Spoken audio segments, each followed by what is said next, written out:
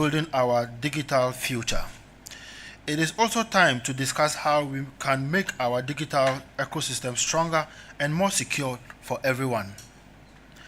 The Ghana Digital Centers Limited is ready for these digital future discussions. Since we started, we have been creating the right spaces and opportunities for digital innovation and entrepreneurship.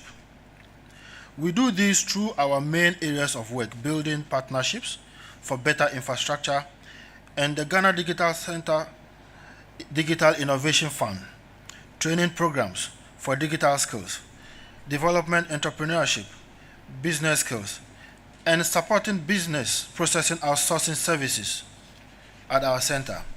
All these efforts create an environment where talent can grow and businesses can succeed and thrive.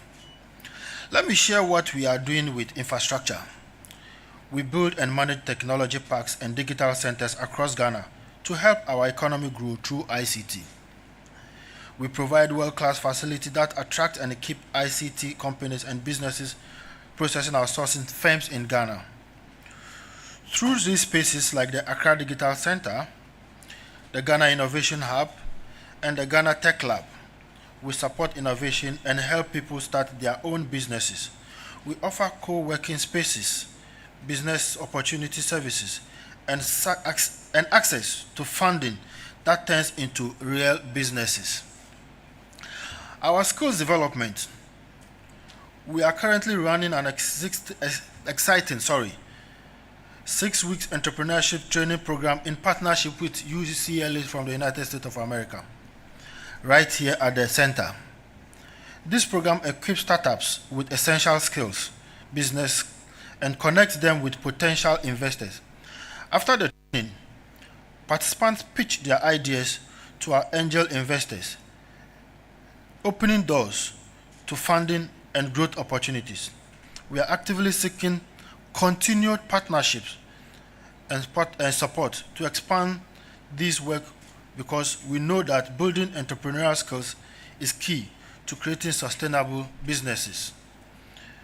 And at this point, I would like to put before His Excellency that we will be more willing to engage more Egyptian companies who want to look at Ghana for business outsources because we have the right environment. You've been here with us and you can attest to the conducive environment that we have. Our commitment to nurturing talent is already showing results. We are incredibly proud that Ms. Bubune Biana Batoza represented Ghana at the Miss Gig Africa 2025 and came second. Her project supports the fight against illegal mining, addressing one of Ghana's most pressing challenges currently through technology. She participated in the boot camp in Kigali, Rwanda, and then competed in the finals in Conakry, Guinea, where she came second throughout Africa. Stories like hers inspires us, but they also remind us that we need more partnerships to support brilliant young innovators who are solving real problems in our communities. We have been fortunate to work with partners like Oracle Corporation through the GoDep Mashav, the Ghana Digital and Innovation Hubs Network, and the Tertiary Digital Innovation Programs. These partnerships have enabled us to provide practical digital skills, entrepreneurship training, and innovation support. But the work is far from finished. We need more partnerships to reach more young people, support more startups, and create more opportunities across Ghana. Next year, 2026, we will be celebrating 10 years of the establishment of the Ghana Digital Centers. 10 years of supporting innovation and entrepreneurship. 10 years of creating opportunities. As we approach this milestone, we will be reaching out to partners old and new. When we come knocking at your doors, please open them to us. Together, we can do great things. Together, we can build a digital future that works for Ghana and all of Africa. As a key player in Ghana's digitalization agenda, we understand that strong cybersecurity is not just about technology. It is about building trust in our digital economy and protecting the digital rights of all Ghanaians. We are ready, we are capable, and we are committed to making sure Ghana's digital future is secure, inclusive, and prosperous for everyone. Today's launch brings together representatives from the institutions that form the foundation of our national digital governance. Tomorrow's panel discussions will continue these conversations with representatives from the Cybersecurity Authority, the National Communication Authority, and the Ghana Digital Centers Limited, and the National Information Technology Agency, that's NITA. This collaboration shows the theme approach we need to tackle the cybersecurity challenges we face as a continent. We are essentially honored by the presence of our high-ranking government officials and distinguished guests from Egypt. Your participation shows Africa's shared commitment to strengthening our cyber resilience and building digital transformation we can trust all. As we begin this summit, let us think about practical ways to work together, share knowledge, and develop policies that protect our citizens while encouraging innovation and growth. The ideas and recommendations from this summit will help shape a more secure digital future for Ghana and the wider West African and Africa at large. Once again, welcome you all, and I wish us a productive and inspiring summit. Thank you once again. Good morning.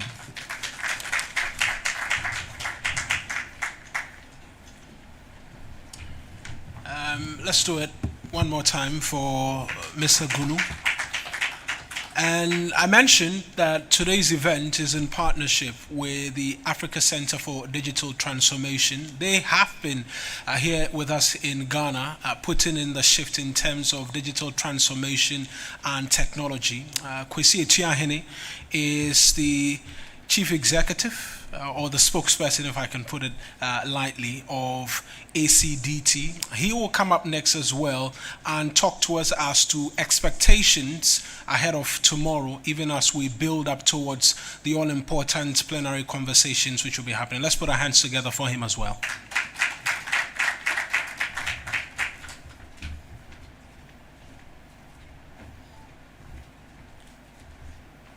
Thank you very much. Your Excellencies, CEOs of state institutions, our friends from the media, good morning. Every day across the world, there is a conference, a forum, a summit unfolding somewhere.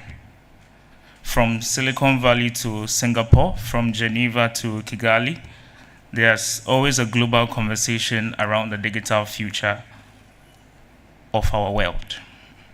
These conversations never pause us. These gatherings debate innovations, cybersecurity, digital economics, AI, governance, and the next major disruption that could possibly be curved. But today, the future of digital countries, Africa, hosted in Ghana, is not just another event squeezed into our already crowded calendar. I stand here at this moment when global activity is at its peak. Everywhere on the planet, people are meeting, shaping the world's digital trajectory. Yet, in the middle of all these noise, it is important we recognize that Africa's digital future is not simply one more topic among many. It stands out. It is more necessary, more present, more helpful, and far more consequential. And it is precisely this difference, this sense of purpose and possibility, that fuels the Africa Center for Digital Transformation's unwavering commitment towards the future of digital countries in Ghana. Across the world, I must say, markets are expanding. There's a rising in connectivity, accelerating in digital adoption, many people reinforcing this Africa's digital future has become very important. Ladies and gentlemen, Africa's digital story stands apart from the rest of the world because what we are building is not slow, but incrementally modernization. It is a leap. Many nations on our continent are not just upgrading old, sluggish systems, they are designing digital foundations from ground up. This is a rare advantage of embedding inclusion, data sovereignty, equity, and trust at the very genesis of the system. And we are doing this within one of the most youngest, most vibrant, most mobile-first population in the world.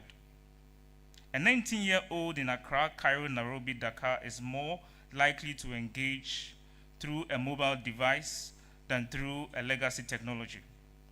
This reality presents an immense opportunity, but also exposes us under risk.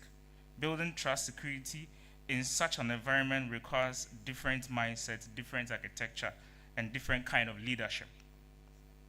Our digital future is also shaped by a long history that shared struggle, shared victories, and shared destinies. The conversation happening today between most likely Ghana and Egypt is deeply rooted in the first Pan-African spirit that guided Dr. Osagyefo Kwame Nkrumah, the first president of the Republic of Ghana, and His Excellency Gamal Abdel Nasser of Egypt, the two visionary leaders whose partnership symbolizes unity beyond borders.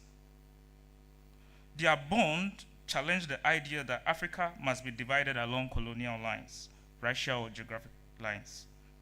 In 1958, when Ghana hosted the All-African Peoples Conference, with Egypt standing firmly beside her, it marked a declaration of a united continent and continental identity. Not one imposed by the world, but defined by Africans themselves. When Osagyefo Dr. Kwame Nkrumah walked the streets of Cairo, he was not received as a visiting head of state, but as a brother in a shared liberation project. Today, as we build digital states instead of post-colonial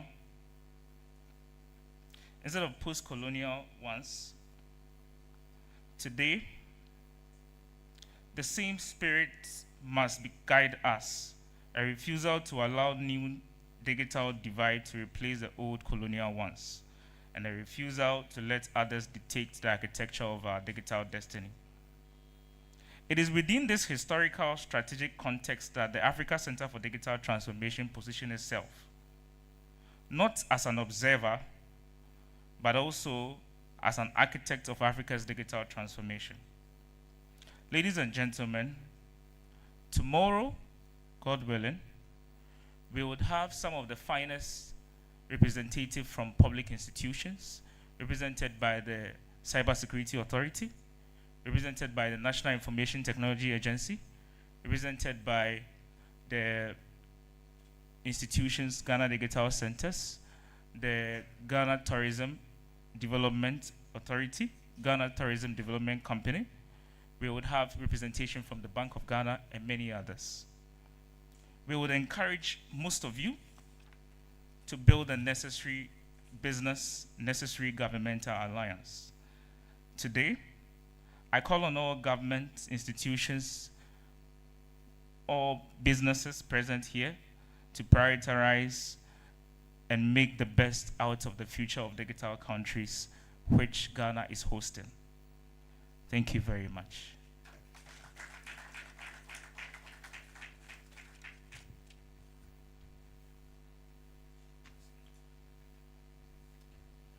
Thank you very much, Kwesi, and we're continuing. And this year's summit is themed Inspiring Innovation, Driving Change, which is essentially all the more what we'll be seeking to do when we have those important conversations, and we're seeking to lay the background for all of that today. Our next keynote address is from Mr. Tariq Shabaka. He is the FDC chairman as well as the CEO of Mideast Communication System, and he's a continental leader driving collaboration between government, industry, and innovators to accelerates digital development and secure Africa's place in the global tech economy. And I've been having brief conversations with him in the lead up to today. And there are big plans, and like Mr. Gunu said, we're ready to take advantage as a country. I'm sure the conversations have already started. But let's put our hands together for Mr. Tariq Shabaka as he comes to deliver his keynote address as well.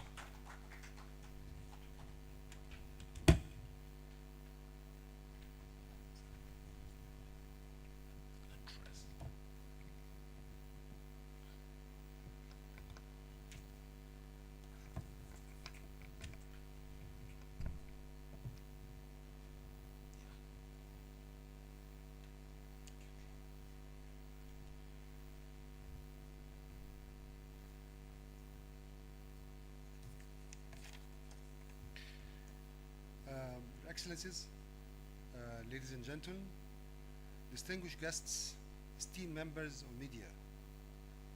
Good morning. Good morning, Ghana. I'm personally very excited to be here and happy to share the experience with you and being part of this activity. It's a great pleasure to be with you today here in Accra, a city that embodies the spirit of New Africa. A confident forward-looking for a continent full of capabilities and leading digital transformation across our region. The launch of first edition of the Future of Digital Countries, FDC Summit, here in Ghana is a historic step in the summit 7 years journey.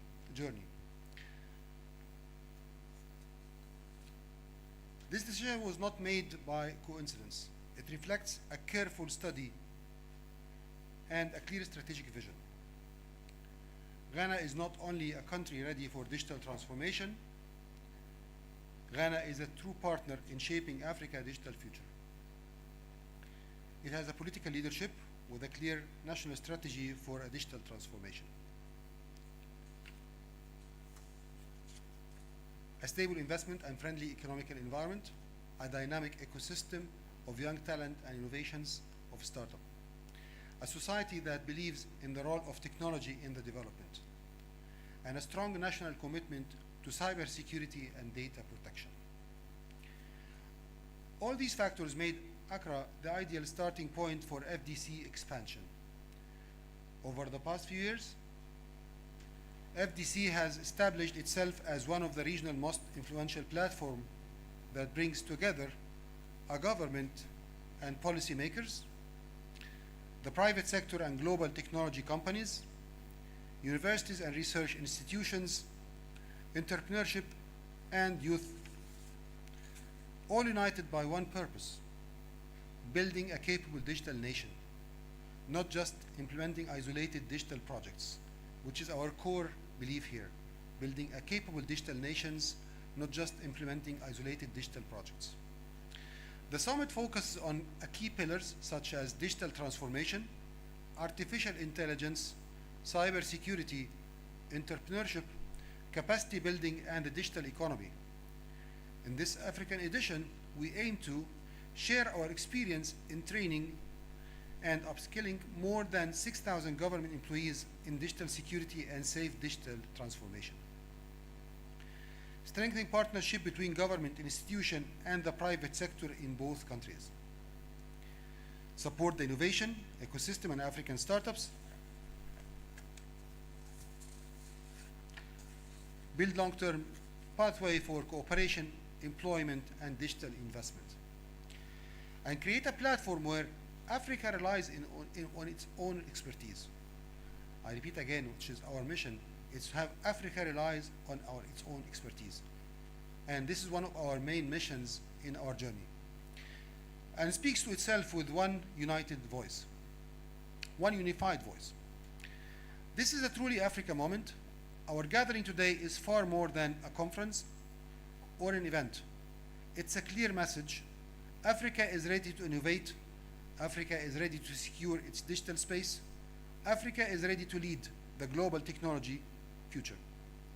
And Ghana, with its vision and leadership, is one of the key engines driving this future. In conclusion, I would like to extend my sincere appreciation to the government of the Republic of Ghana, Embassy of Egypt in Ghana, and Sharif Fathi, our Excellency Sharif Fathi, our ambassador in Egypt, from Egypt here, the African Center for Digital Transformation and Strategic Partners, the media partner, our sponsors and supporters, the people of Ghana, and the media organizers that helped deliver the summit message across the continent and the world. Finally, we are simply not organizing another event, we are building an African movement for shared digital future. Thank you very much.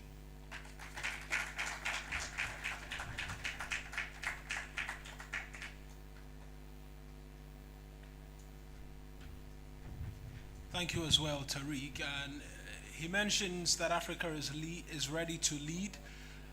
Yesterday, I had the rare privilege of engaging some Ghanaian doctors who have led the way in AI innovation.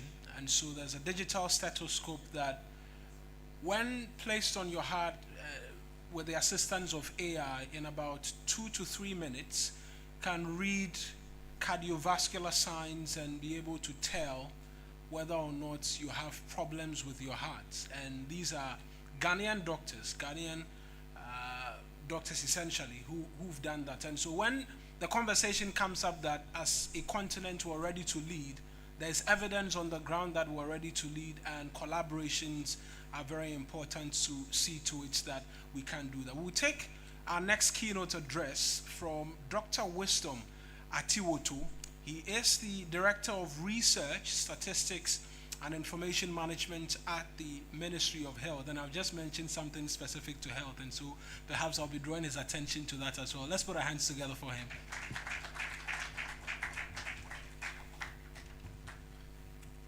Thank you very much. Please permit me to stand on the already established protocol to give this short address. I think when it comes to AI or other emerging technologies, one key industry that gets mentioned, or that is adopting massively, I would say healthcare. And indeed, in Ghana, the Ministry of Health has been driving digital innovations, integration to healthcare for some time now. It's been a journey that started from 2005. We developed a strategy in 2011, and there are many, many other investment that has come ever since. But currently, there are 5 key areas where we are looking at leveraging digital technologies, including AI, to address challenges that we face. The first one is the rising operational complexity within the health sector. The way the population accesses health care and the way healthcare is being delivered now is all changing massively, rapidly, and the ministry is leveraging technology, digital health, to see how that can be used to manage the increasing patient volumes, and then also handle the large increasing number of chronic diseases that we see in our country, how we manage them, and how we also deliver specialized services to citizens. And here we are looking at how we can leverage technology infrastructure to do that. We are also faced with challenges within health financing. And while the government has uncapped the National Health Insurance Scheme and also introduced what we call the Mahama Cares, we still think that technology can be used to make these programs very effective so that issues of co-payment or paying out of pocket, or what we call catastrophic expenditure in healthcare, can be eliminated. So here again, we are trying to see how we can leverage technology to do that. Then we have a major bottleneck towards the adoption of technology. That is the fragmentation of data systems within the healthcare space. And here again, we are trying to see how we can leverage modern technologies to eliminate this fragmentation so that AI can be massively leveraged. Then the bigger problem of supply chain leakages and disruptions. And then finally, for us to be able to do digital transformation, we must see what is happening in real time. So we are looking at how we can leverage analytics and machine learning to improve healthcare operations. So these are the 5 broad areas. There are more, but these are 5 key areas where we are looking at. When it comes to cybersecurity, the Ministry of Health, under the Cybersecurity Act 2020, is classified as a critical information infrastructure.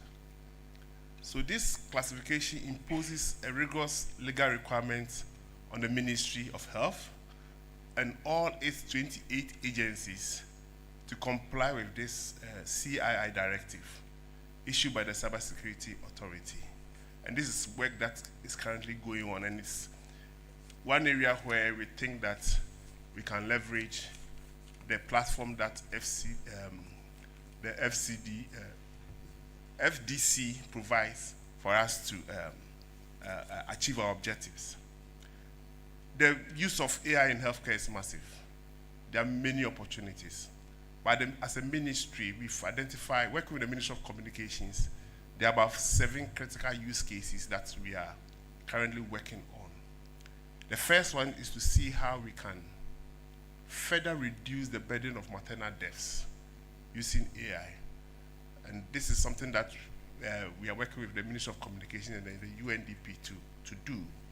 We are also looking at how we can deploy AI-powered clinical audit tools, and also to see if we can have AI help us with adherence monitoring within our hospitals so that we can improve supervision and ensure that quality of care is delivered at all times to all people, irrespective of location. We're also looking at how we can handle the big issue in Accra now and other other regional capitals, no bed syndrome. We are trying to see how we can leverage AI to manage emergency room beds. No bed syndrome means challenges with managing emergency room beds. We want to see how we can leverage AI to handle that one as well. And then we also want to see how we can use AI to handle our supply chain management issues and all that. So these are things we are looking at in terms of technology. And we think that these intentions, these strategies cannot be achieved all by ourselves alone. We require partnerships and investment, particularly those that align with the objectives of this FDC summit. Here we are looking at, if you look at the health system, realize that a lot of our facilities are located in rural areas. So we are looking at rural connectivity. Even though Ghana has a very high internet penetration of 70% at the last check, realize that most of these connectivity are in urban areas. How do we bridge the gap in the inequity regarding connectivity? And that is where investments are critically needed. The government of Ghana is doing some through the government program on the Ghana, I've forgotten the name, but there's a government program on rural telephony, rural connectivity improvement. But we think that private sector involvement in terms of partnership is one area that can help us bridge that gap. The other issue is data center development. We need data centers. For now, we are all in the cloud. There's NITA, there's others, but we think we need more. As we begin to collect these large data and deploy these large AI models, we need specific data centers too. I think we all know that data centers are the bottlenecks to AI advancement currently. Then we are also looking at interoperability. We have had recent challenges with electronic medical records in Ghana, and the ministry is taking proactive steps to deploy interoperability platforms so that those kind of challenges will not happen again moving to the future. What we are saying is that Ghana stands at a pivotal moment in its digital transformation journey, moving decisively to establish a national control and resilience over its healthcare data. The strategy for the future is clear. Artificial intelligence and cybersecurity as foundational pillars of this new infrastructure. The integration of robust cybersecurity measures under the CIA designation of the health sector ensures that privacy of citizens and the integrity of data forms the basis for a trustworthy AI deployment in the health sector. This commitment to security provides essential guarantee for global technology partners. What it means is that it's a win-win for both partner providers and then also users of these technology solutions. AI in turn is specifically being targeted to deliver measurable public health gains in the area of maternal mortality reduction and then quality of care improvement, and even improving access through the use of telemedicine. And then also how we are using that to manage our health financing issues. The FDC Summit presents an opportunity to consolidate this vision. It offers a unique proposition for investors and technology partners, a clear urgent need backed by strong progressive legislation like the Cybersecurity Act and the Data Protection Act of Ghana, and a commitment to ethical governance and a sustainable financing model integrated with Ghana's healthcare financing system being run by the National Health Insurance Authority. We invite the global community of technology producers, infrastructure developers, financial partners to join the health sector in this critical mission. Collaborate with us to secure and enhance our currently deployed EMR platform, what we call the GAMES, not merely by consuming them, but also co-developing and deploying scalable AI solutions that can transform what we are doing within the health sector. The time for tangible, impactful digital partnership is now. So ladies and gentlemen, I think I'll end here so that other people can speak. Thank you very much.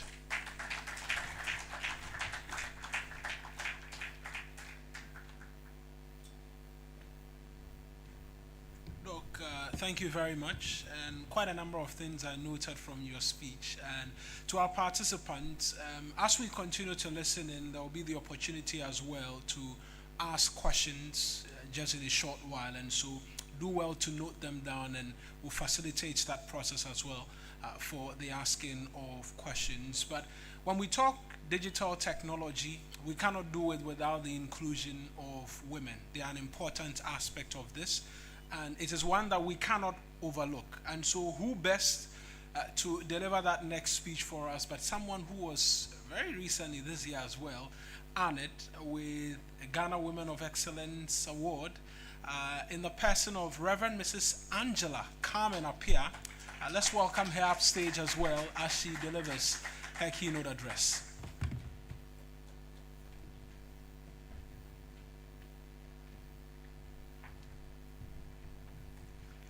Your Excellencies, Mr. Chair, dear hosts, if I may humbly stand on existing protocol. Thank you. It is both an honor and a profound responsibility to stand before you today, not just as an individual, but as a representative of a formidable force for change on our continent. I speak for the Africa Corporate Governance Network, a coalition of 20 governance institutes across Africa, representing the collective wisdom and leadership of over 20,500 plus directors and C-suite executives.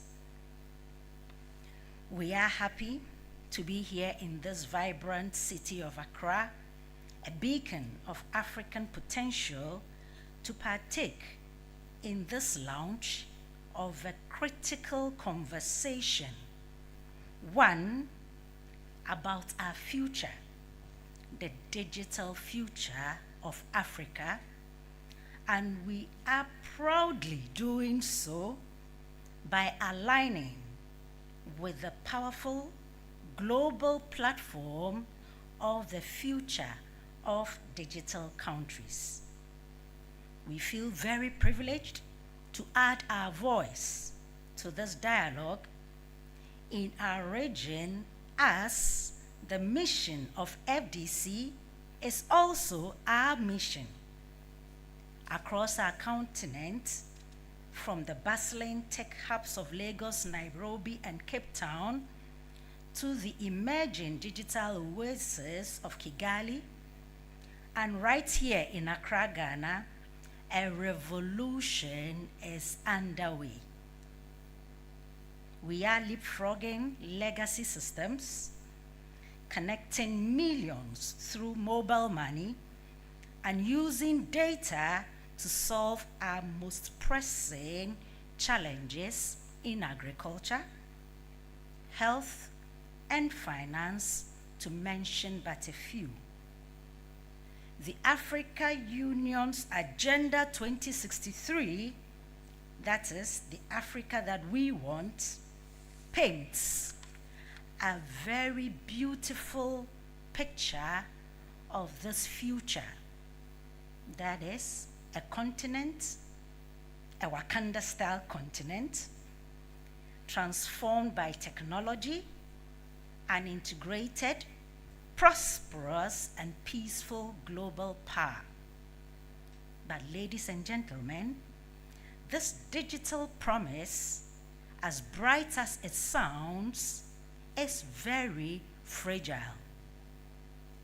It is a promise that can easily be broken by cyber threats that erode trust, by digital divides that leave millions behind, and by systems that are efficient but not equitable. And this brings me to the very heart of why the ACGN is partnering this launch. The summit theme is clear: advocating secure, resilient, and inclusive digital economies. ACGN's message today is even clearer. None of this, not the security, not the resilience, and not the inclusivity, is possible without the solid foundation of good corporate governance. Permit me, Mr. Chair, to be unequivocal. Good governance is not a bureaucratic hurdle to be overcome in the path to digitalization. It is the very path itself. And ladies and gentlemen, security is a governance issue. A secure digital economy is not built on firewalls alone. It is also built in the boardroom. It is about boards asking the tough questions on cybersecurity strategy, overseeing risk management frameworks, and ensuring that data privacy is a core corporate value, not just a compliance checkbox. Resilience is a governance issue. A resilient digital economy can withstand shocks. This requires long-term strategic thinking, ethical leadership, and robust business continuity plans, all hallmarks of a well-governed enterprise. It is about moving from short-term profit to long-term planetary and societal value. Resilience is a governance issue. A resilient economy, ladies and gentlemen, can withstand shocks and requires long-term strategic thinking. As I emphasize this, inclusion is a governance issue. An inclusive digital economy leaves no one behind. And this demands that boards champion diversity, not just of gender, but of thought, geography, and all stakeholders, from employees to the communities where we serve. And it is also about ensuring that the algorithms we deploy do not perpetuate historical biases, but creates new opportunities for all. So, what is the role of the ACGN and all of our might in our 20,000 plus leaders in this new era? Our role, Mr. Chair, is to be the catalyst, the conscience, and the capacity builder. We will advocate for policies and regulations that foster innovation while protecting citizens and ensuring stability. We will equip our members, the directors and executives who steer Africa's largest enterprises, with the tools and knowledge to govern in the digital age. And this means an understanding of big data, AI ethics, digital infrastructure investment, and cyber risk oversight. We will champion the model of the digital director, a board member who is digitally literate, ethically grounded, and strategically focused on sustainable value creation.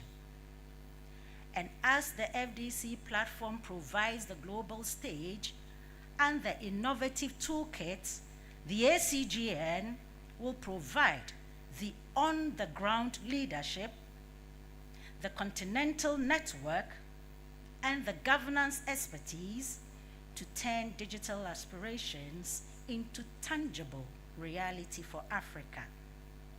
And as this regional edition of the FDC is launched here today, we pray that it doesn't just become a platform that is being launched, but a movement that is being birthed.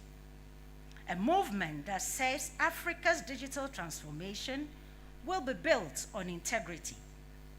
A movement that insists our digital economies will be secure for our people, resilient against global shocks, and inclusive for every citizen. This is the future we are building, and this is the Africa we want. We therefore boldly join hands with every policymaker, every CEO, every board chair, every innovator, every journalist in this room and beyond for unfeigned partnerships. Let us hold each other accountable. Let us build this digital future not on the sand of lip service, but on the solid rock of good governance. Our future is digital. Let us therefore ensure that it is also dignified, secure, and truly African. Thank you.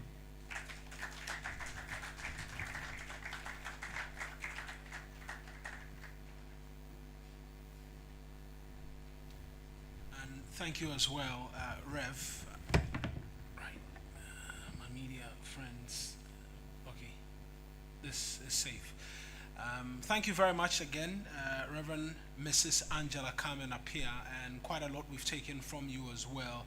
We'll proceed to another keynote address, this time from a partner of the FDC Summit, the Kwame Nkrumah University of Science and Technology. They are partners of this summit as well. But from there is Dr. Eric Tutu, namesake, Head of Computer Engineering at the Kwame Nkrumah University of Science and Technology. He heads the Computer Engineering Department at KNUST, one of the foremost experts in emerging technologies, and he will deliver as well the next keynote address for us. Let's put our hands together for him.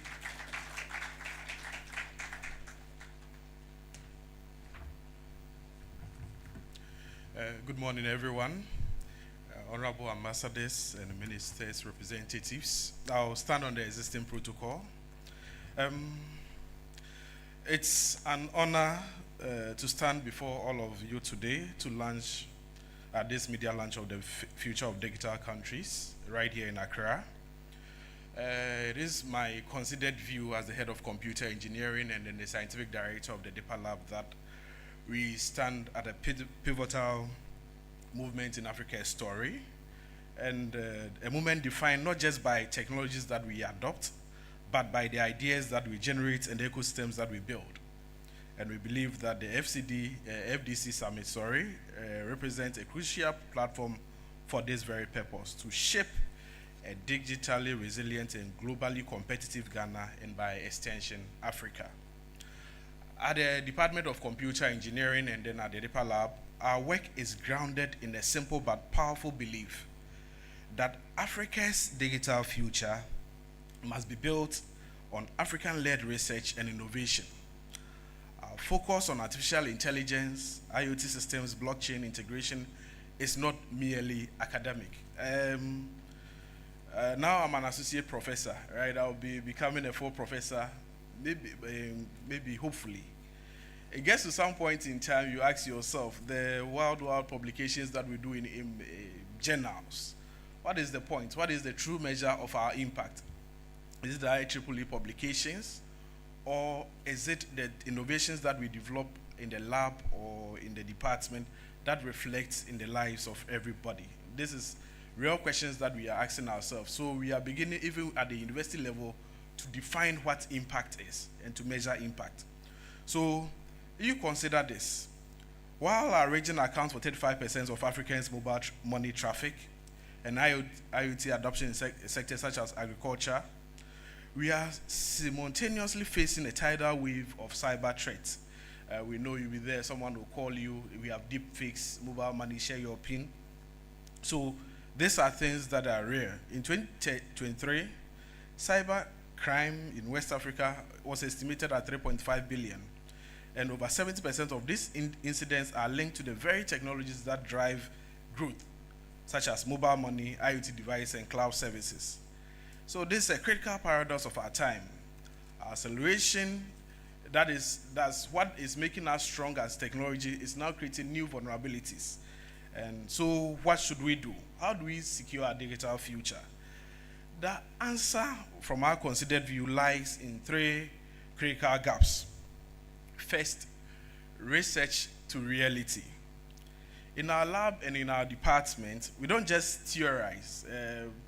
We've gone beyond the YDX, and then now we are building systems. For instance, one of our projects involves developing low-cost edge intelligence sensors for smallholder farmers, and we call this the Farm Sense.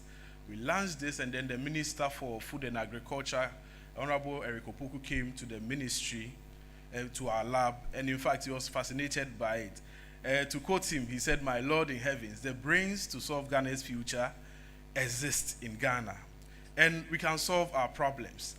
And within our lab too, we have a team on child health and innovation. They are doing interesting innovation in using AI to detect jaundice, using developing automatic neonatal transmission devices, using AI to determine the height of baby, so that when they are ill, the doctors can determine what type of dosage to give to them. All these are locally led solutions. So the solutions lie here. But this is the sad part. If you take out some few labs, maybe KNUST, if you take out maybe University of Ghana, maybe UCC, what are the innovation labs that exist in Ghana? Really, who can tell me? I don't think there is any. So there should be investment going there. Then the second part, which I really think is policy to practice lab. I'm a technocrat, I'm an engineer, so I like to do hands-on stuff, doing wild things. But there is, what we've realized, that there is a disconnect. There is a disconnect, and we, the policy guys, are in their own space. We, the developers, are in our own space. We develop solutions, and then policy comes in to change all the things that we are doing. And I think for me, the most exciting thing that has come up with my interaction with Kwesi, with Hadia, FDC Summit, is the Policy Action Lab, right? Now we are beginning with the Policy Action Lab. We are bringing the developers together, the policy makers together, and then the beneficiaries of the solutions together, so that we co-create these policies together. So this is one of the highlights for me from this FDC summit, and this we will learn during the course of the program tomorrow. Then, talent technology gap. That is the third one that we've seen. Our future rests on our talent. We are as good as the talent that we have. Yet, only 1 in 4 engineering graduates in our region gets hands-on experience with embedded systems, for instance, or advanced computing. Infrastructure has been talked about here. We are trying to fight a digital war with an analog army, BBC army. So at DIPA Lab and in the department, we are committed to changing this by providing a sandbox for the next generation of deep tech innovators. But we cannot do this alone. So as we engage in this summit, I leave you with 3 brief calls to action. To my colleagues at the universities, let us open our doors wider. Let's forge deeper partnership with industry and government and all the stakeholders here. Let's move our research from journals to the street where it can drive real change. That's the first one. To the policymakers and government, let's invest in local R&D. The 1% of GDP that the AU said every government should commit, let's do this. This year, during the launch of FarmSense, we had an extensive engagement with the administrator of the Ghana National Research Fund. I've come to believe that if more allocations are made to her office, I think we will see local problems being solved by local researchers.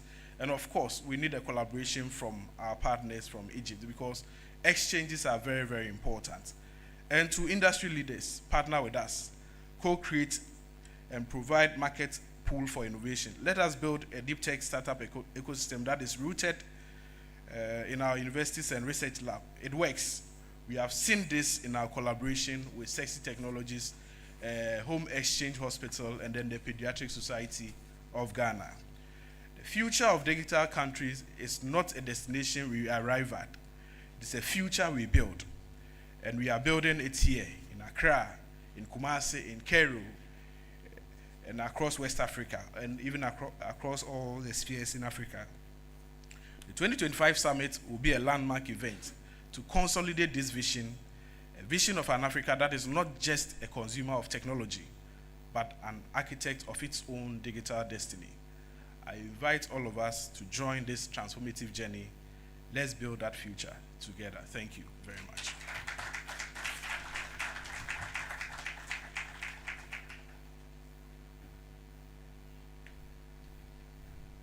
Prof, I apologize for almost downgrading your academic rank.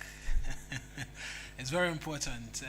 As a journalist, sometimes when someone goes through the academic mail and you're producing and you place the call and the person is on air, you say doc instead of prof, there's a likelihood they can drop the call on you. So I sincerely apologize. We continue, and we're going to take message now from inarguably the highest authority in terms of all of Egypt on the land, and we know that Ghana and Egypt, our relationships run deep. I heard Mr. Tuahene seek to mention bits and pieces of it. Our very ever first lady was also Egyptian as well, and so our history runs as far back as we all can remember the inception of the Republic. And His Excellency Wael Fathi is the Egyptian ambassador to Ghana. This is where FDC has come from and is here right now. And so let's put our hands together as we welcome him to deliver a speech for us as well.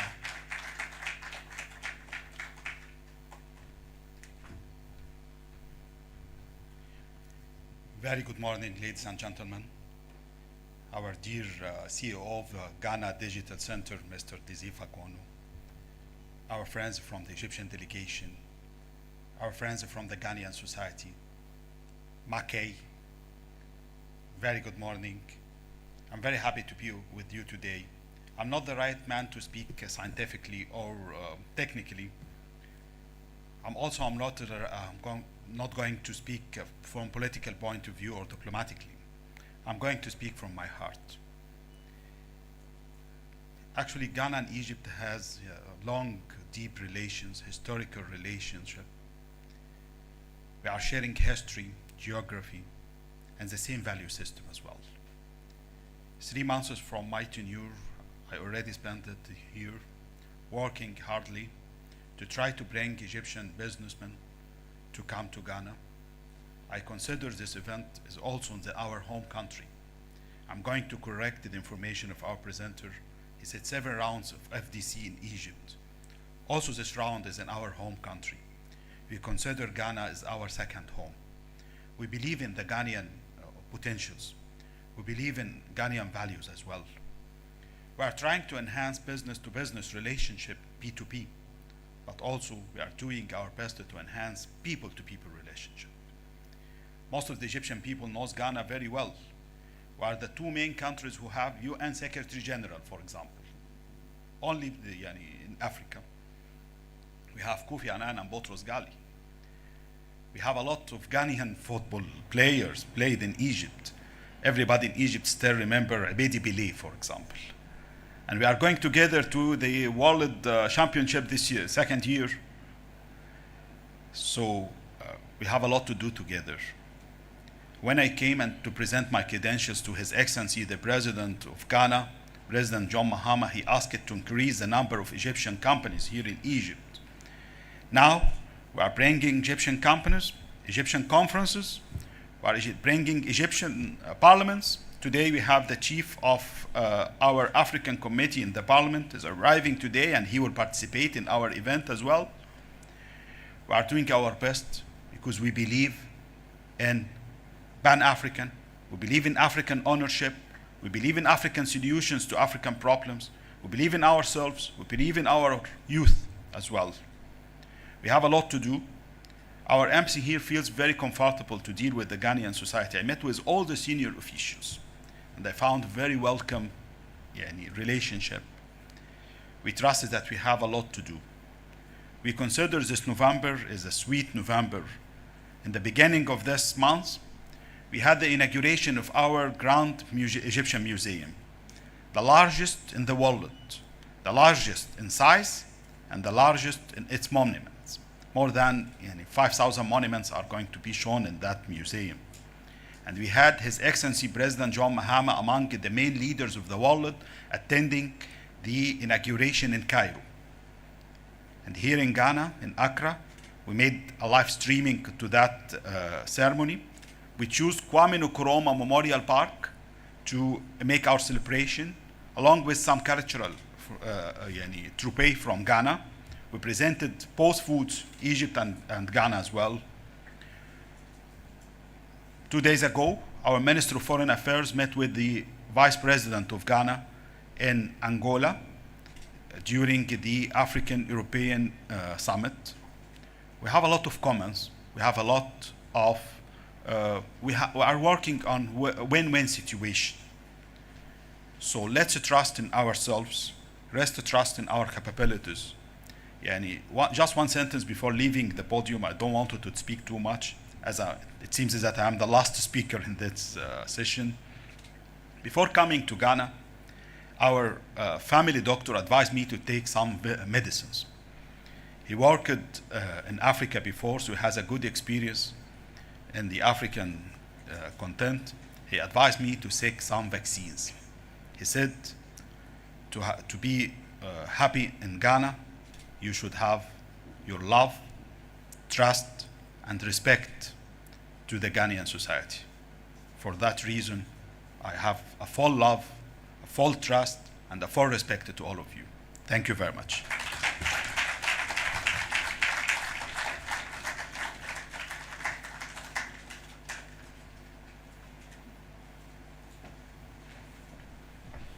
I think we can put our hands together again for His Excellency.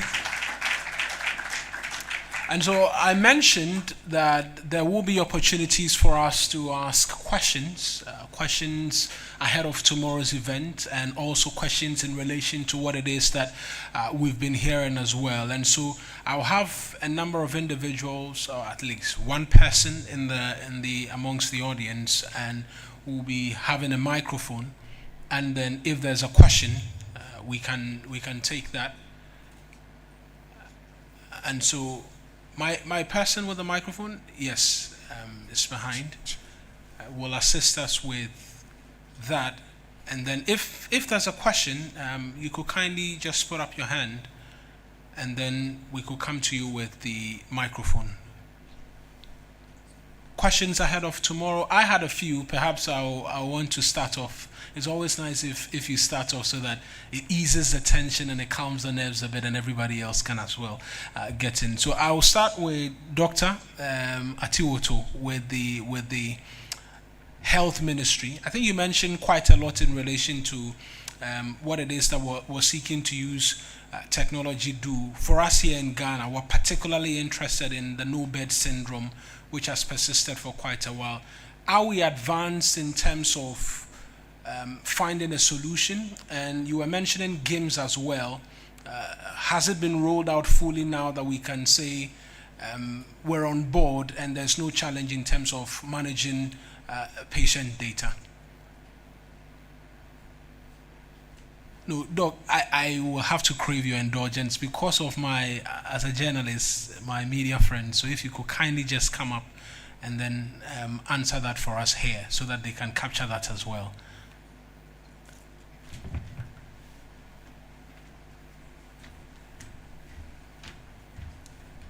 Yes, so deployment is ongoing. You know, hospital deployment don't just take in a day. So there are training going on. There are some facilities getting ready. Some have started, others are yet to get on board. But the key thing is that the GIMS platform provides us with one location where all healthcare access data is located. So what it means is that it becomes easy for us to deploy any AI model on that platform. The plan is to get all public hospitals on board. So once that is completed, or even during that process, we can still deploy AI tools to manage the no-bed syndrome for us. So yes, the infrastructure is there. The project is ongoing, and that will happen.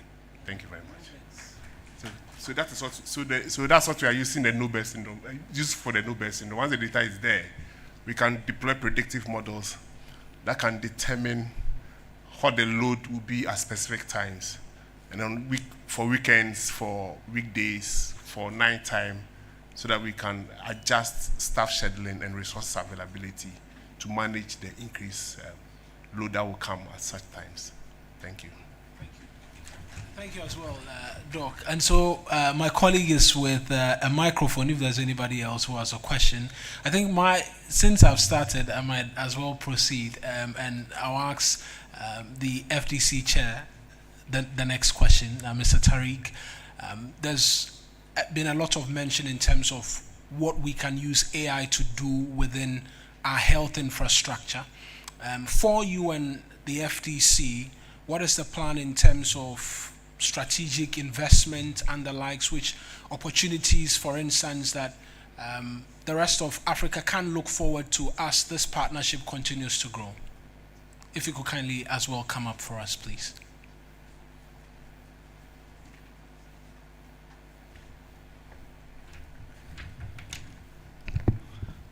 Actually, AI, before we answer that part of the question, we need to explain exactly that AI only a tool that enable us to deliver more services.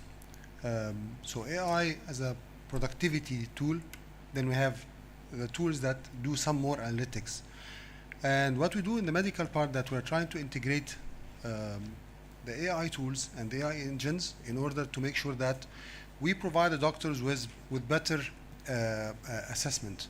So doctors at this stage, they can have their own opinion, and the second opinion coming from the AI, giving them advice that this is a recommendation from the AI based on the explanation that doctors or the patients gave for the system.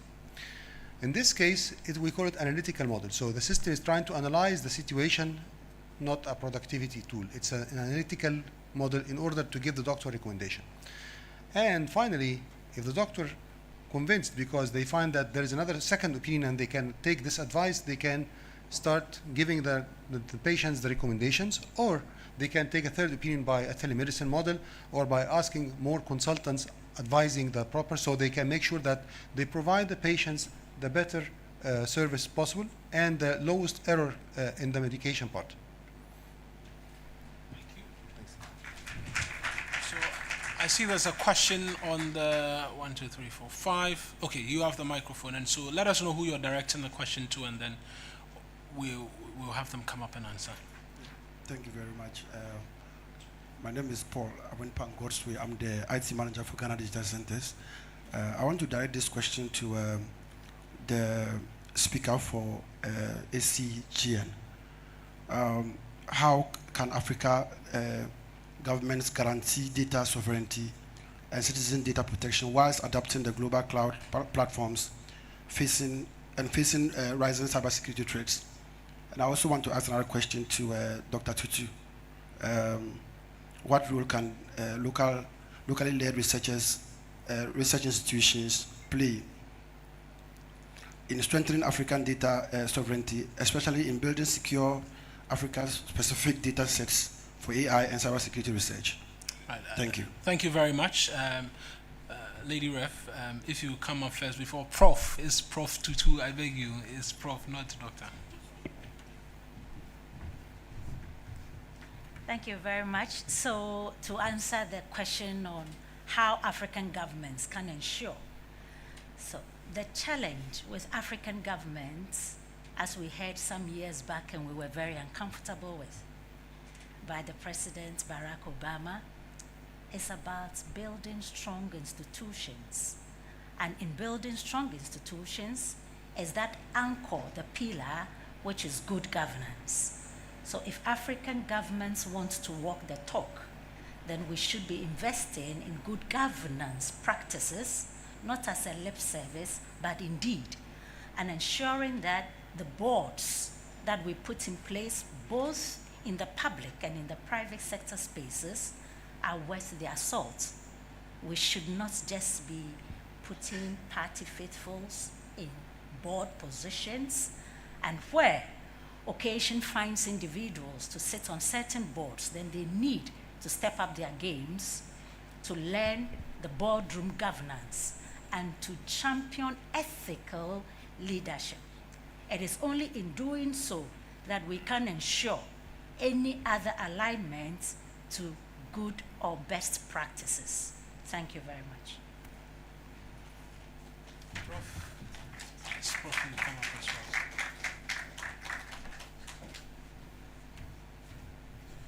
Thank you. For the question, from our point of view, we, as African researchers, we have the lived experience. When the biases comes, it affects us. So I think we just have to take the bull by the horns and do it. As a lab, we are developing African origin data sets for crop diseases, for health, for jaundice. Just last week, we released the Ghana AI Research Network. We released 20,000 paired data sets online. So we are building the systems. The data sets we are curating ourselves and we are building and releasing them. We can sit in our labs and say we are waiting for funding from government or multi-donors to do that, or we can just decide to do it. And I think the latter is the option. This is what we've seen. Once you do it, we have small results to show, and then the funding comes in. That is how we've started, and it's working. And from that point of view, I think we began to see success coming. So it's a collaborative effort. When I had a discussion with Mr. Tariq Shabaka, there was one thing that he said that resonated with me. He says that there are a lot of talented researchers in Italy, talent. And I realized that if you take a look at Ghana too, there are a lot of talents here. But so all our solutions are within reach. Once we collaborate with our friends in Egypt, in Cairo, in South Africa, wherever, we can solve our challenges. Thank you very much. Thank you as well. Prof, so I have two questions with the microphone, and so kindly just give us your name and then Thank you. I'm Emmanuel Duncan. And my question goes first to FDC Director. I'm looking at education can help drive this digital transformation we all need. So I want to know what FDC's plan is for education in helping in this digital country agenda. And also the health Dr. Tiwoto. Yeah, Tiwoto, sorry. I would want him to elaborate on some biases in the use of AI they have considered, because we know AI has a lot of biases. Have they done any consideration, or there are no biases at all in what they are doing? All right. So, Mr. Tariq, if you come up, and then Doc will also come up as well. Then we'll take the last one, not the last one, but another question behind. Thanks for the question. Simply, FDC comes with a big program for the education and development. We come with modules that enables the expertise in order to make sure that experts have a better knowledge and education about the technology. Education about how to configure the equipment properly, making sure that these tools are utilized properly. What we see during the past 5 to 10 years, that usually investments from the government, investments from the banks are there, but usually utilization of the technology is not the best case in our countries. So what we did, that we make sure that we have the expertise developed properly and have the proper education and knowledge, providing them labs, providing them transfer of knowledge from the manufacturers, making sure they're capable to deliver and utilize the equipment properly. This is the first level, or what we call the first layer. Then we have a second layer of education, which is mainly focusing on the new graduates, our youth, who's a potential of making sure that they can utilize the technology properly. In this case, we provide them with a proper knowledge transfer and making sure that they can have the proper skill set required in order to be useful in optimizing the performance of these equipments and these tools. And lastly, what we do sometimes in part of the government, that we educate the users of the institution in themselves, because what we found that most of the equipment protect from the tools and the technology side, but we have some gaps and vulnerability coming from the user side. What we do, that we're trying to make sure that also we educate the user, making sure that they can utilize the tools properly and reducing the gap between the tools and the user, and making sure the vulnerability is being set. Thank you.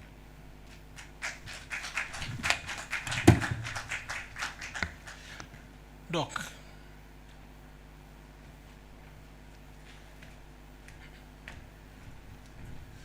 Yeah, so the key word for us is trustworthy AI. What it means is that we are looking at everything that will avoid biases. From looking at the data sets, the comprehensiveness of the data sets that the models learn, and then also the what we call transparency in the models. We are also using open models so that we can all look at it. More eyes can look at it.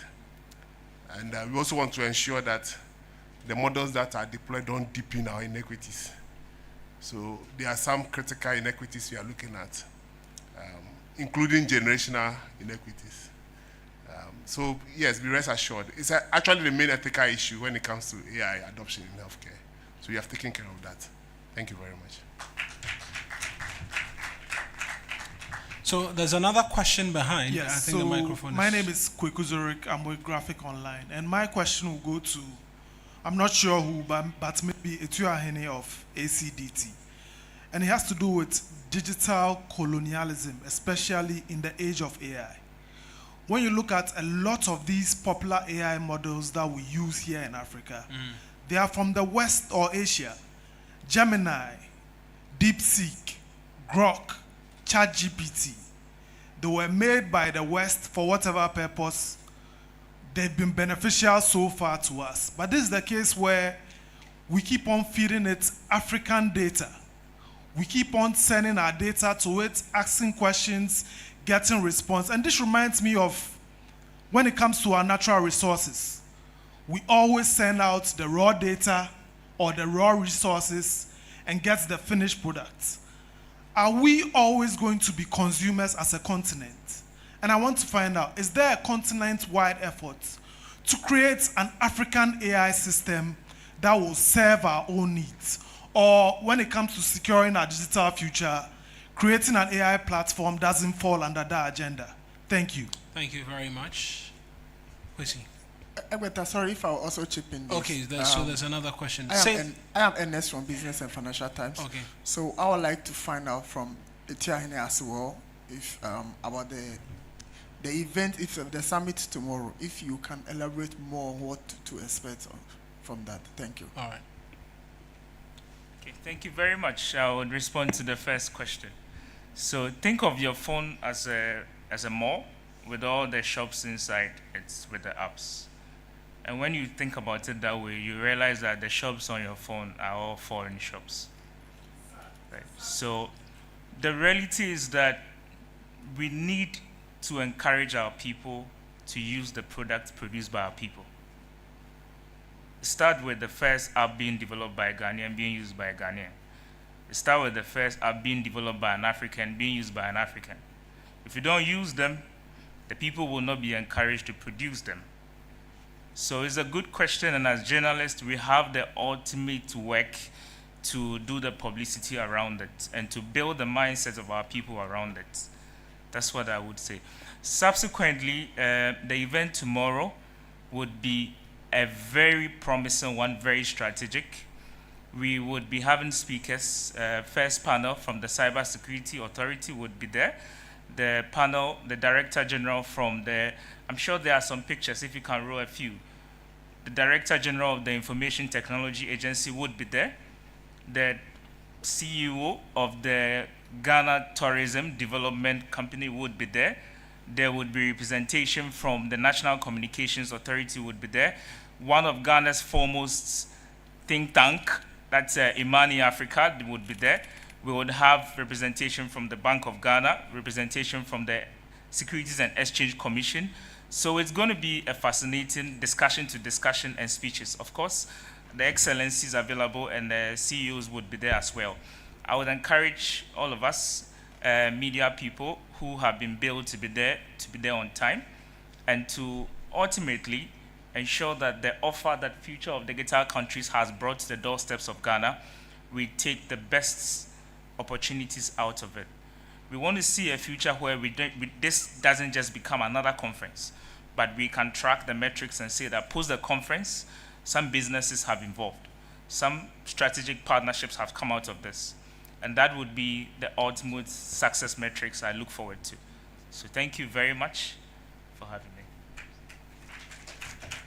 Okay, I get the indication. Okay, yes. So Mr. Tariq will add on to that question as to what to expect tomorrow as well. Thank you very much for the question. Actually, it's a very deep question about how we can manage our data in the continent, which I fully agree with you, actually. Learning models right now is learning from across the world, and accordingly, data from Africa or from other countries is connected, going to the LLM models and the engines that trying to understand the systems, how it works.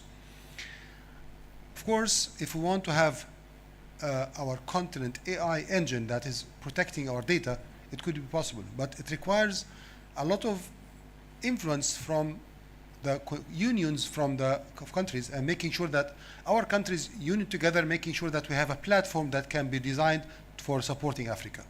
Engines usually can be open source that we can bring and utilize in order to make sure that we give them what to learn from our industries, our backgrounds, our societies, and our culture. In this case, we could control our destiny and control that. Today, world is connected, so usually it's not that easy to do that. However, it's possible if we need to do that as a continent, that we bundle together and make sure a foundation of a complete data center for AI, which does not exist right now in Africa, and making sure that we can give these systems to learn from the platforms that we have at our regions. Thank you.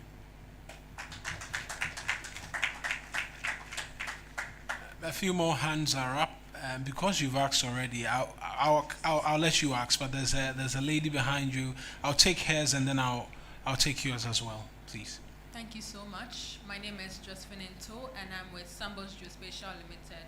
I'm excited to hear about these ideas, innovations, initiatives, and institutions who are working together to build a future for Ghana and Africa that is digital. My main concern is with the geographical inequalities that we experience, not just in Ghana or Africa, but around the world. You know, a lot of our people have very limited access, if any at all, and capacity to use these digital technologies that are existing, not to even talk of the emerging ones as well. How do we account for them? How do we make some of even these quote-unquote invisible demographics have this access and the capacities to use it so that they are not left out of the transformation we are talking about? Anybody specifically want to answer this question? I mean, I don't know who specifically to. Okay, yes. Lady Rev says she will for us. And Thank you. And then I'll come. Thank you very much. So I'd like to provide some comforts. First to the one that asked the question before you, and then to you. So as you may be aware, the African Union has an agenda, the Agenda 2063, that has some aspirations that is including what you are desirous to see. And as part of this journey, all these inequalities and biases and the nuances have been sufficiently dissected. And what they are seeking to do, first of all, for the gentleman who asked the questions about data and AI, is to form a homegrown, Africa-led think tank. And they have actually launched it with the World Bank that is funding it, and it will be rolling out in 2063, for 2063, rolling out in 2026. And the idea is to capture Africa-specific issues, Africa-specific nuances, Africa-specific homegrown solutions. And by that, where your concern is, we have groups like Afrobarometer and others who capture grassroots sentiments to bring on board. And this is the challenge for the ACGN, which actually has a conglomerate of IODs, Institutes of Directors, or Corporate Governance Institutes, to take home these conversations, to dissect them at the board levels, and together for us to ensure that we are walking the talk. And this is not being done by the AU alone. And so the African Union's peer review mechanism has also done some amazing work, and it has actually done an Africa-specific corporate governance guidelines and framework that is different from the West, and is encouraging African countries to roll out their own African-specific governance frameworks that work for them with the values of Africa. And Ghana, once again, stands tall. We have developed ours, and we are helping others to do so. So please, let all the ideas come up, let all the conversations come up, and we will be very happy to pick them up. Thank you very much. There was a last question, so we'll just take that final question, and then we can wrap up. All right. I just want to chip in a thought for tomorrow's summit, such that we, in Africa, we lose billions of money annually to cyber crimes. And whilst we simultaneously rely on foreign cloud platforms to host sensitive national data, now I'm looking at how we can practically, process data, host it, and protect it under African jurisdiction, whilst not isolating ourselves from a global data ecosystem. So we can have this conversation tomorrow and explore how we can have our own cloud storages for our own sensitive data. Thank you very much. Thank you for that suggestion. I'm supposed to wrap up, but let me take that final question, please. All right, so Edward Nsubi. We keep having conversations about how to push young innovators to innovate, but we neglect the ownership.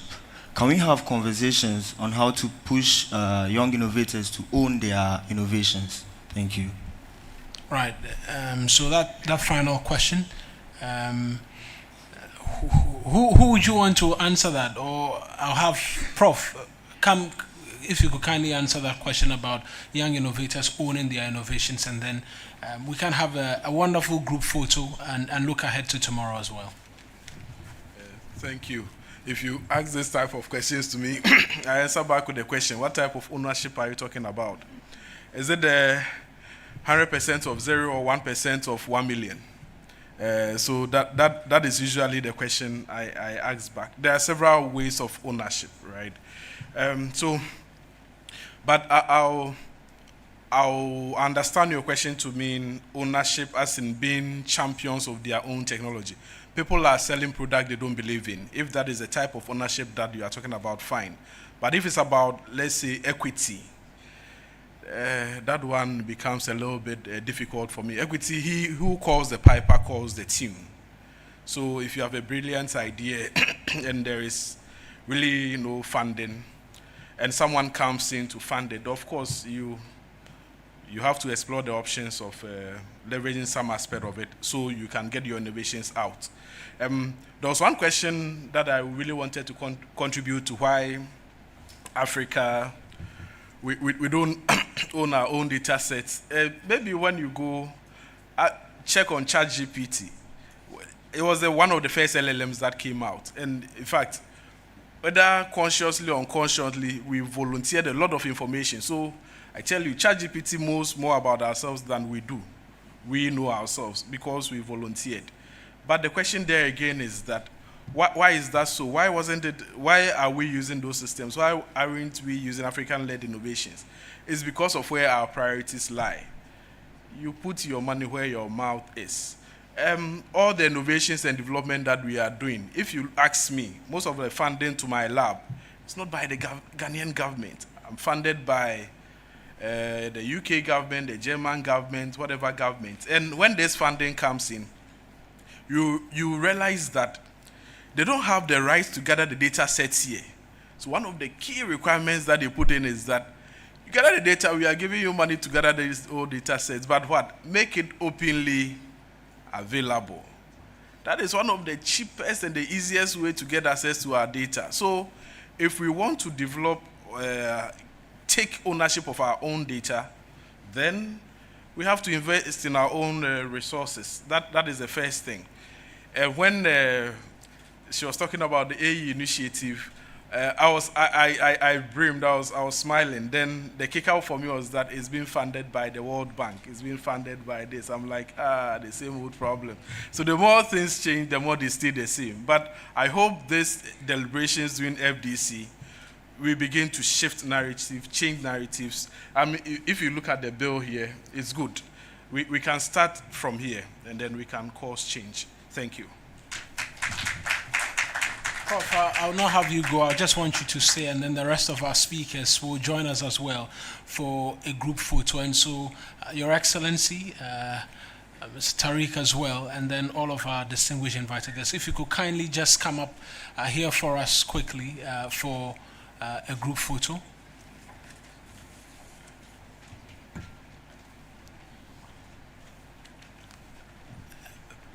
Our official designated camera person can.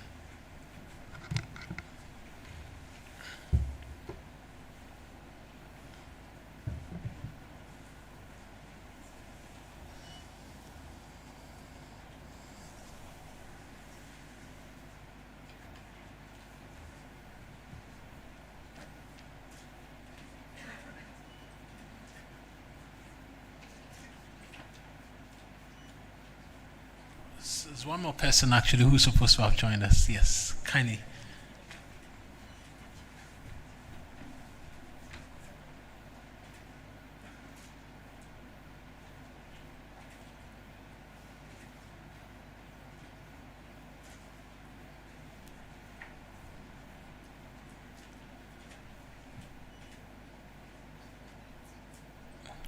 Great. Respectfully, His Excellency, and then Mr. Tariq as well, you just stay and take one picture extra together. Maybe with Mr. Gunu first, and then.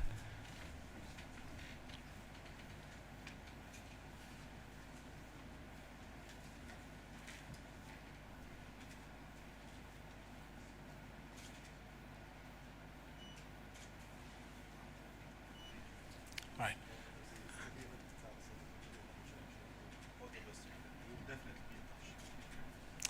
All All right then. Thank you very much, Excellencies, ladies and gentlemen. We will draw the curtains on today's media engagement ahead of the all-important conversation scheduled for tomorrow. We've seen the lineup. If we can just show that lineup again as to persons expected tomorrow and what the expectation will be. And so there you have it. Ms. Sandra Thompson, Secretary of the Board of the Bank of Ghana, is expected to be with us tomorrow. The Acting Deputy Director, the Securities and Exchanges Commission, will be there. Engineer Ahmed S., who's with us this morning as well. Mr. Nana Kwesinti, who's the CEO of Dachi. Mr. Yaya Zakaria Osman, Director of Operations at GEFEC, as well as Mr. Desmond Eduse of the GT Bank, and a host of others, because there will be a number of plenary conversations and all of that. And we look forward to the conversations and the solutions, most importantly, the solutions. There's even a richer list as well as it goes on. And so Mr. Selom Brantier is a VP Innovation and Technology at Imani Africa as well as expected. Mr. Divine Selassie Agbeti, he's the boss of the Cybersecurity Authority. Our host today, Mr. Jifa Gunu, also expected tomorrow. Mr. Suleiman Asalif, who is the Deputy Director General Technical at the NCA. Professor Kobe Mensah is my lecturer, funny enough, is the CEO of the Ghana Tourism Development Company Limited. Engineer Dr. Mark Oliver Kevo is the Director General of NITA as well. All of these individuals, God willing, tomorrow will be there. Thank you very much for being a part of today's engagement, and we look forward to seeing each and every one of you join us tomorrow as well, very early at the Kempinski Hotel. And we look forward to you. Thank you very much for coming and have a